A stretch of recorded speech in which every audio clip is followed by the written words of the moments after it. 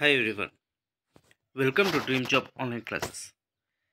ఈరోజు మనం Indian navy civilian entrance test గురించి ఒక అప్డేట్ అయితే వచ్చింది. చాలామంది చాలా రోజుల నుంచి ఎదురు చూస్తున్నారు ఎప్పుడు ఎగ్జామ్ ఉంటుంది అని. యాక్చువల్గా సెప్టెంబర్లో జరగాల్సిన ఎగ్జామ్ నవంబర్ వరకు రావటం జరిగింది బికాస్ ఆఫ్ ఎగ్జామ్ సెంటర్స్ ఖాళీగా లేకపోవటం. అలాగే ఈ ఎగ్జామ్స్ని చాలా పకడ్బందీగా నిర్వహించాలనే ఉద్దేశంతో కొన్ని సెంటర్స్ మాత్రమే, ఏదైతే ఫుల్లీ టెక్నికల్ ఎక్విప్మెంట్ ఉన్నదో ఆ సెంటర్స్ మాత్రమే ఇవ్వటం అయితే జరిగింది.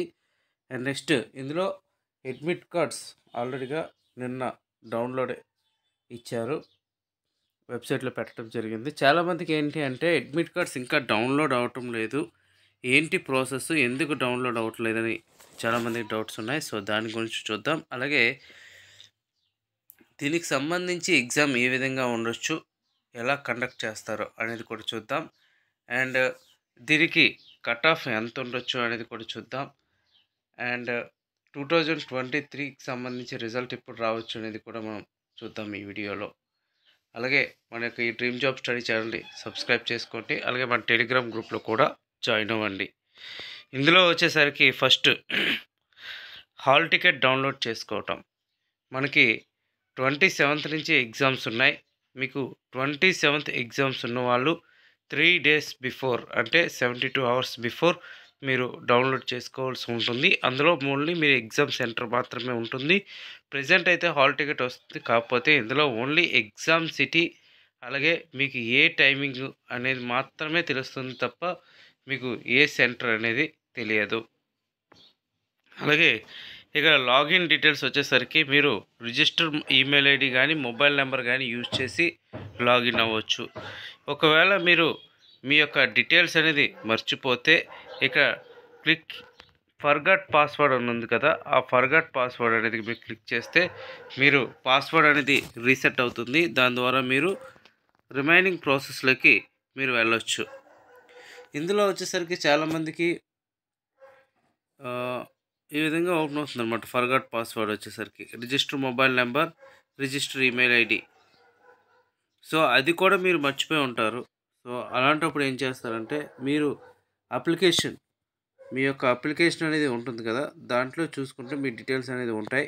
ఒకవేళ అక్కడ కూడా మీకు గుర్తుకు లేకపోతే మీ ఈమెయిల్ ఐడి, మొబైల్ నెంబర్ ఒకసారి అంటే మీకు ఉన్న ఈమెయిల్ ఐడీస్ సెర్చ్ చేసుకోండి.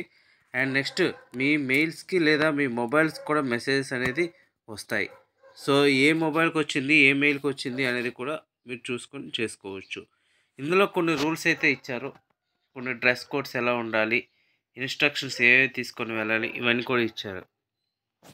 అండ్ ఇంకా లాగిన్ అయిన తర్వాత మీరు హాల్ టికెట్ అనేది డౌన్లోడ్ చేసుకుంటారు. 3 days బిఫోర్ మీకు ఎగ్జామ్ సెంటర్ అనేది వస్తుంది. అండ్ నెక్స్ట్ మీకు కొన్ని డీటెయిల్స్ అయితే చూద్దాం. ఈ విధంగా shift, test date, test time, reporting time, gate closing time ఈ విధంగా ఇచ్చారు. అండ్ ఫస్ట్ ఇన్స్ట్రక్షన్స్ చూద్దాం, తర్వాత కట్ ఆఫ్, తర్వాత 2023కి సంబంధించిన రిజల్ట్స్ ఇవన్నీ కూడా చూద్దాం. ఇందులో ఇన్స్ట్రక్షన్స్ ఏంటి అంటే 72 hours బిఫోర్ మీకు సెంటర్స్ తెలుస్తాయని చెప్పారు. అండ్ మీరు అడ్మిట్ కార్డుతో పాటు 2 కలర్ ఫోటోగ్రాఫ్స్ తీసుకొని వెళ్ళాలి. ఒకటి ఒరిజినల్ ఐడి ప్రూఫ్ అనేది తీసుకొని వెళ్ళాలి. ఒరిజినల్ ఐడి ప్రూఫ్లో మీ నేము, మీ డేట్ ఆఫ్ బర్త్, అలాగే హాల్ టికెట్లో నేము, డేట్ ఆఫ్ బర్త్ ఈక్వల్గా ఉండాలి. ఇన్ కేస్ ఒకవేళ మీరు ఏమైనా చేంజింగ్స్ ఉంటే మీ 10th class మార్క్ లిస్ట్ అనేది తీసుకొని వెళ్ళండి, మ్యాక్సిమం అలో చేస్తారు.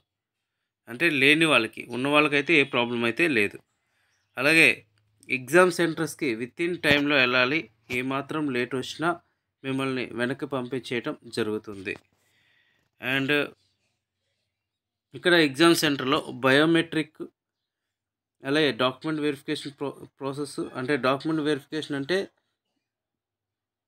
మీ అడ్మిట్ కార్డు మరియు మీ ఐడి ప్రూఫ్ చెకింగ్ అనేది ఉంటుంది. సో ఆ టైంలో మీరు వాళ్ళకి సహకరించాల్సి ఉంటుంది, కరెక్ట్గా మీరు చేయాల్సి ఉంటుంది. అండ్ మీ ఫోటో మీద మీరు కరెక్ట్గా ఫోటో అది అంటించాల్సి ఉంటుంది, ఇక్కడే ఇచ్చారు. ఇంకా ఎగ్జామ్ సెంటర్ చేంజింగ్ అయింది అవ్వదు. And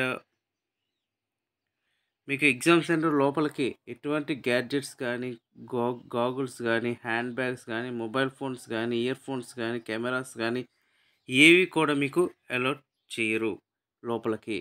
only admit card and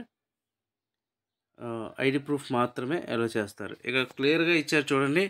during the conduct of examination if candidates are found to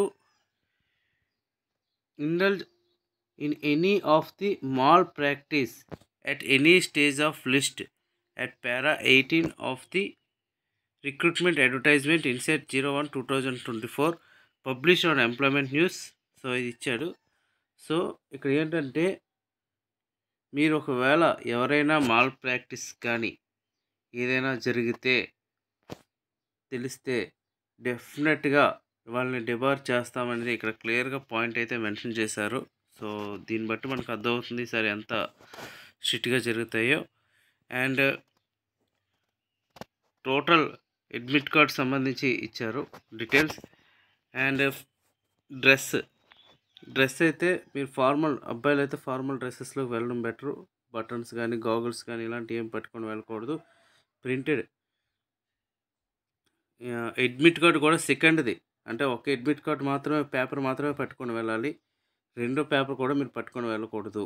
okay. And candidate have not affected colour size photograph. ఒకవేళ ఫోటో అంటించకపోతే మిమ్మల్ని అలౌ చేయరు. అమ్మాయిలకి అయితే మీరు ఎక్కువగా ఎంబ్రాయిడింగ్ కానీ స్లీవ్స్ డ్రెస్సెస్ కానీ ఇలాంటివి కూడా మీరు వేసుకొని వెళ్ళకూడదు. Okay. Full sleeves, long sleeves ఉంటాయి కదా, అలాంటివి వేసుకొని వెళ్ళకూడదు. ఫుట్వేర్ అండ్ హై హీల్స్ కూడా వేసుకెళ్ళకూడదు. బంగారం అంటే గోల్డ్ సంబంధించి కూడా ఎక్కువ గోల్డ్ వేసుకొని వెళ్ళకూడదు. ఇవన్నీ కూడా ఇచ్చారు.